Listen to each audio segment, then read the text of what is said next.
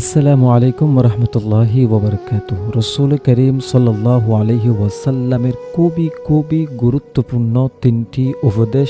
এক নাম্বার হলো রসুল করিম সাল্লাল্লাহু আলাইহি ওয়াসাল্লাম ইরশাদ করতেছেন, হে আমার উম্মতরা, তোমরা যখন কোনো কাজ করতে যাবে তখন সবসময় আল্লাহর কথা স্মরণ করবে। কেননা কোনো কাজ করতে গিয়ে যেন কোনোভাবে কোনো মানুষের সাথে যেন অন্যায় যেন না হয়, তার জন্য প্রত্যেকটা কাজে তুমি আল্লাহকে বই করবে এবং আল্লাহর প্রশংসা নিয়ে, আল্লাহর নাম নিয়ে তুমি সেই কাজটা শুরু করবে, যেন তোমার কাজটা সঠিকভাবে সফলভাবে যেন সম্পন্ন হয়। দ্বিতীয় নম্বর উপদেশ হলো, যখন তুমি খারাপ কাজে যখন তুমি লিপ্ত হয়ে যাবে তখন তুমি চেষ্টা করবা সাথে আরেকটা ভালো কাজ করার জন্য। কেননা রাসূল কারীম সাল্লাল্লাহু আলাইহি ওয়াসাল্লাম বলছেন, যদি তুমি খারাপ কাজ করার পরে যদি তুমি ভালো একটা কাজ করে নাও, তাহলে আল্লাহ রাব্বুল আলামিন তোমার ওই ভালো কাজের মাধ্যমে তোমার খারাপ কাজকে মোচন করে দেবে।